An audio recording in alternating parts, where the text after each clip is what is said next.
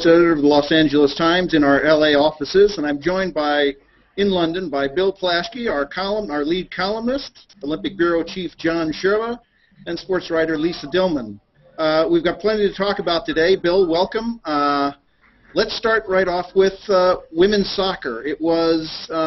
Yesterday was a game that I think is one that people remember for a long time. I know you weren't there, but I know you certainly were aware of what's going on.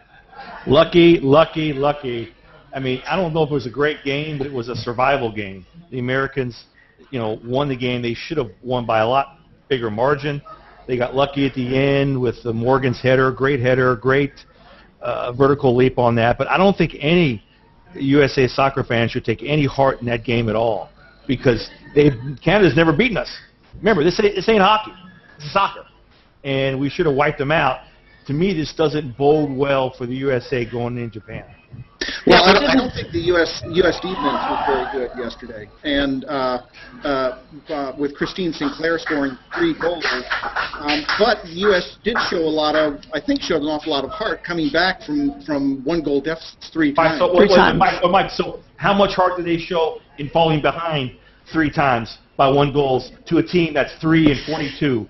I mean, I'm just asking you that. No, I think that's a legitimate question. Wondering. But ultimately, they did win. Yes, they did. But again, in this country, we're judged by championships, not by victories. And I think that, again, if we're having this discussion after they beat Japan, that'll be great. But if they don't beat Japan on Thursday, then it shows that we haven't moved at all the needle in soccer since the World Cup defeat. Well, that leads me to the next question. And I know we do this at the end of our sessions. Like, what's your predictions on the gold medal game, U.S. or Japan? I know who I'm taking. Who are you taking? Japan. Japan. You're taking Japan? How dare you? Mike James is going to yell at you. Lisa, what are you thinking about? I know. Actually, I'm picking the U.S. team in that one. What a stunner. Japan does. So what do you want to bet, Mike? How much do I want to bet? Yeah, let's bet. I'll take Japan. 1 billion Cazeros. Woo! Okay, you know what? Get you a cup of coffee. 1 billion pins. I don't make predictions. That gets me in trouble. I'm not making predictions. Oh, you cannot win making predictions. No, clearly. It's going to be. No, you can't. Japan. But the thing is, they need to shore up their defense. I mean, yes, they do. Christine Sinclair went to the defense like Marta. I mean, she just cruised through 3 or 4 and also, people. Am I the only one who's so irritated by Hope Solo? Every time somebody in Forever does something bad, she's all making waves and acting, throwing a tantrum. Hope Solo needs to drop the tantrum act and just play goal and stop the ball. She's very irritated. Well, that's the thing is defenders. If your goalie's blaming you, in pointing fingers and making that's like the worst thing can happen to a defender. I mean, you want to have faith in your goalie, and you want your goalie to have faith in you. I mean, Jonathan Quick doesn't do that. I had to get my one key reference. It's kind of hard for him to do that on skates. I mean, no, he doesn't point fingers and blame. I mean, every true. goal he's accountable. He's accountable, and that's my last hockey reference. I apologize. She was really demonstrative on a couple of those goals yesterday. Wasn't she? That I don't think plays really well with defenders. No, and what the whole thing is, she's got a big book coming out. It's all about her a lot of times, and hopefully she can be enough of a team player to get them through this final game. Well, it's kind of interesting as we go forward with women's sports. I mean, how many times have we seen this with prominent male athletes? It's all about them, and they have things to promote. And it is kind of curious as some of these early cases, early stories are playing out really in an interesting way. And as Bill pointed out, there's been a lot of backlash. But it's different, Lisa. I think our culture is designed that women. That's why we love women's sports, because there's such teamwork, because they're so unselfish. It's just the way it is. We love, we love to watch the women's soccer team play because they're unselfish. They're not like the men, and that's what's so great about it. But that they're not like the men. So if Hope Solo's doing that, acting like a quote unquote man, we don't like that. Well, if she'd been on the team with Brandy and Mia and Julie Foudy, she wouldn't have been. She would not have gotten away with this. They would not stand for this. Absolutely not. When this tournament started and the first game a couple of days before the opening ceremony, and Alex Morgan scored in that game too, I made the brilliant prediction that Alex Morgan was going to emerge as one of the stars up at almost Michael Phelps level in these games, and then of course he went scoreless for the rest of the tournament. So back to predictions. I guess you don't put a lot of money on my predictions, but I think yesterday's goal did something, and if they can do that in the championship game, I think it will be a big story. But Bill, you're exactly right. If they lose that game, that's the only thing that makes it. Getting to the final and losing is not a successful tournament for that. No, and like we talked about yesterday, Mike, and a lot of people realize this. This is as big as the Women's World Cup, if not bigger. People don't realize that. This is as big as the Women's World Cup, and because they let everybody play, men's soccer here is a joke because it's 23 and under, which shows how basketball. You can't do 23 and under, or it'll become a joke too. We can't continue this conversation without mentioning that the Canadians did get jobbed. Well, that's another point. Yeah, they did. There was a bad call by the referee that allowed a couple of them. Yeah, but you know what? There's also Canada made a lot of errors too. If you play a perfect game and get jobbed, that's fine. You don't play a perfect game, zip it. It happened. Oh, what about there was the goal that went in off the corner kick? I mean, it just went in. And it's short side. That you can't. It's crazy. It's a fluke, but you cannot have that happen. You have to be, guarding the near post, which I never was able to do myself. Which one is the near post? Sorry. Okay, so on that note, maybe let's move sports here, but let's talk about perfection and what the U.S. team, U.S. gymnasts are not showing in the individual apparatus. Gabby Douglas today on the beam finished 7th. So although I think Ellie Reisman got a bronze medal, what went on there? Well, there's never a dull moment with women's gymnastics, and I think the week, I think we were talking about this yesterday. Gabby just looks exhausted and physically and mentally, and she fell. However, Alexander Reisman was moved from 4th to 3rd after an appeal, and it took a while. I mean, she actually tied with the Romanian gymnast, but I can't remember the tiebreaker specifically, but she ended up getting bronze. You know what? I'm sorry. Go on, John. Go ahead. I think it's the technical. It's the technical score versus the execution score. In fact, Diane, who was there on site, sent me an email saying they appealed over her difficulty score. She originally didn't get credit for something she did, and then Diane rips the judges. You know what? So, I am not going to rip our Gabby, our national hero. I'm not going to. You ask any of these Olympians out here, you win 2 gold medals. Yeah. They go out, then they're out all night. They're out partying, and then get up the next day and climb on a balance beam. Okay, that's not happening. I mean, I think she was probably a little wobbly after her 2 golds. If she's falling on her butt after that, there's a lot of gold medalists out there falling on their butts after celebrating the gold medal. So I got no problem with that.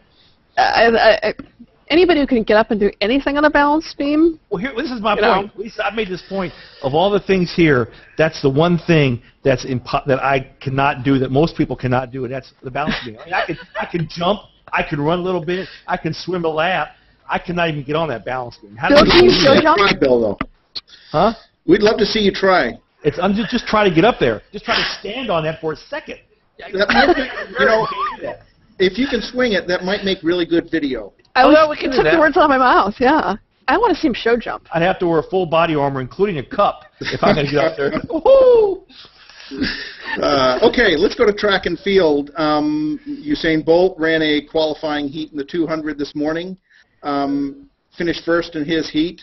The final will be that'll be a huge event, I think. Bill, you and I had a discussion on Usain Bolt versus Michael Phelps, and no discussion. To me, it's not even a discussion. To me, it's not even a discussion. Usain Bolt's the biggest star of these Olympics. If only because, and as my colleague Phil Hirsch made a great point, a lot of the world doesn't swim. They don't care about swimming. Everyone in the world runs. Track is a more inclusive sport than swimming. Everyone runs. He's more of a showman than Michael Phelps. His moments are more electric than Michael Phelps. I'm just saying, all I know is Phelps was not on the cover of the local tabloids here. Bolt was.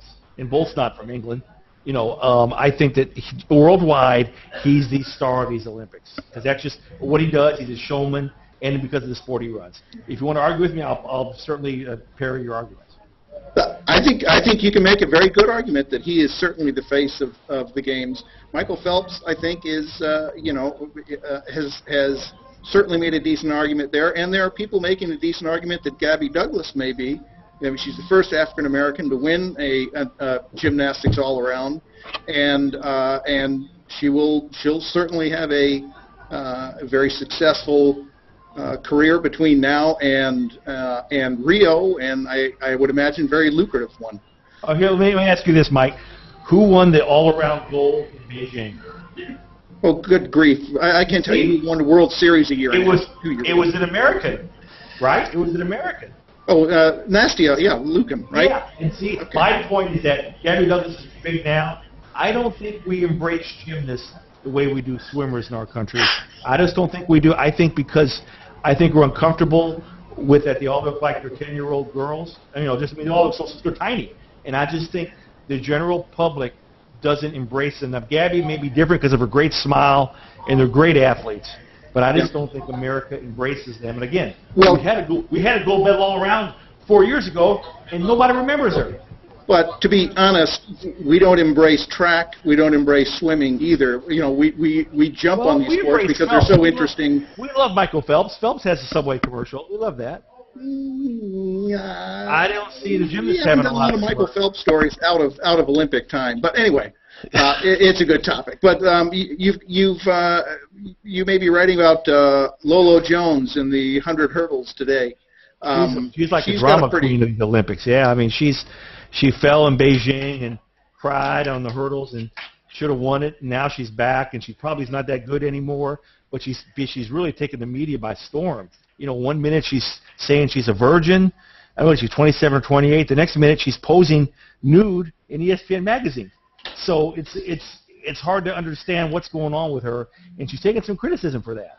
But my point of that, in fact, the New York Times went after her big time for that and just ripped her, saying she's disingenuous and that she's a phony star. But I just think, you know what? It's all about America. We can be who we are, say what we want to say, and compete. At the end of the day, it's like Bolt says. At the end of the day, if Lolo Jones brings it tonight, then she'll be a hero. If she doesn't, she won't be. It's all scoreboard, and that's the way it should be. Right. Okay, so you've done some very touching columns during the first 8 or 9 days of the games. What are some of the ones that have sort of resonated with you? Well, thanks for asking. I think the one that I like the most, that has got the most readership, I think, is the Saudi Arabian woman. Saudi Arabia had the first woman to compete from that country. They didn't want to send a woman. The IOC insisted. They said, fine, we'll send a couple. They sent a runner from Pepperdine who's pretty much goes to Pepperdine. And then they said at the last minute, okay, we'll give you this judo player. And this 16-year-old girl, never competed in a judo competition in her life. She's only been doing it for 2 years. She's not even a black belt. She wore a black belt. She's not even a black belt. But Saudi Arabia said, fine, you want a woman athlete? Here's one. Kind of pushed her out there. And she was terrible. She got beaten in a minute and a half, but so courageous. And she was crying. It was really touching. And I think that story resonated with a lot of readers about the state of women in Saudi Arabia and in Muslim countries and how they're treated and how they're trying to overcome that. So that was it. And then the other one, my favorite Olympian is Oscar Pistorius. Oh my goodness! And that's the Blade Runner. Yeah. And we knew, of course, you see him running with the blade and he ran at 400. And he didn't do that well. He's the happiest guy here. He was laughing and smiling the whole time, thanking the reporters for being there. And you knew it was something different when we're waiting to interview him. And they say, well, he'll be a few minutes. He has to change his legs. And most of these guys change their shoes. He changes his legs. Yeah. But there's a big debate. The debate is, should he be allowed to do this? Right now, he's not that competitive. But if he starts beating guys, are they going to say, this is not fair, these two prosthetics? What do you all think? Well, we've talked about that earlier. I think it's. I don't think that you can. I don't believe that a guy who has no legs below his knees, or just has most of those legs gone, is going to be an advantage in an Olympic game. Yeah. I just, I understand the technology of the blades, but I know John feels, but John. Sure, it feels differently. But you've made the other argument. What was the name of that Lee Majors show? What was he, the $5 million man? What was that? $6 million man. And he would have won the race because he's engineered that way, you know? I mean, I think that, excuse me, I think that it's incredible that he can do that, but when you inject technology, at least so obvious technology as opposed to the drug technology that is pervasive in track, that I think it does give him an advantage, or all we're saying is the technology isn't as good rather than him not being as good. Well, the only argument I heard that would back you up, instead these arguments, is that what if someone loses her legs and gets flippers put on there and swim? Or you go let her swim. You know, that would give him an advantage. So I think it's a case by case, but it was a very, very inspirational story, and I guarantee you, nobody's happier to be here than that guy. Nobody. Yeah, that's great. So, John and Lisa, let me ask you a little bit too about how is the British press covering these games? Is it much different from what you think is being done? We have our prop. There we go. We go. It's horsies. It's horses on the covers of every newspaper here today, and the thing I like about show jumping. Do the horses get medals, Lisa? Do the horses stand on the podium? No. So that's not a sport to me. Well, if the horse doesn't get the medal, horse should get the medal. I will say I did enjoy reading about the show jumping team, where there's two guys that are in their 50s and then a couple kids like in their 20s that were part of the team. They were calling it a dads and lads outing, and one of the 50-something, I think the 51-year-old had hip replacement surgery. I'm like, what? It's amazing. Can I say this about the horses? The Queen's granddaughter won a silver medal. You all discussed this, right? I'm sure on the show. Mm-hmm. John did. She was born with a silver medal. She shouldn't be allowed to compete. She was born with a silver medal. That was a silver spoon. No. Yeah, that's. So. Okay, and actually, we haven't talked about the. This is just yet another example of the Brits' dominance in sitting sports. You know, the Brits are just great on their butts. You know, you've got rowing, cycling, equestrian. What else? Well, and that's the thing is that they picked up 2 more medals in the triathlon, which is 1/3 sitting on your rear end, the cycling portion. I'm surprised the British are better than you at sitting. That's something you know a lot about, Shirley. You know what makes me mad about the British? I'll say this though. One thing that has made it very clear: the British have had these tremendous victories here, and it's taught the world one thing about Britain. They have the worst national anthem ever. It's like a dirge. God save the gracious Queen. It's the whole stadium comes down. They need a little flat. Now, do they play it just during the medal ceremony, or is that played at events as well? No, just during the medal ceremony. Just medal ceremonies. They play Chariots of Fire at the events. I've heard that so many times. We've heard that a little too much. We're kind of getting tired of that, too. Yeah, I'm going crazy. Chariots of Fire. Fire. My question is, what's the second best national anthem? I have to go with Brazil. It's sort of bouncy and peppy, and they have a flag. Canada's got a good one. Number one. Canada's Number one? And there's nothing close. We need to have America the Beautiful. Our anthem is terrible. Okay. I mean, well, it's a good. I love the words. I love the country. I'm not unpatriotic. It's just a lousy song in a bad tune. You know, if this hangout goes any longer, I think Mike will be still on it for his next birthday because. Happy birthday! Okay. And on that note, Happy birthday. I think it's time for us to sign off. Thanks for being here, and we will see you tomorrow. Happy birthday, Mike. Enjoy it. Happy birthday. Happy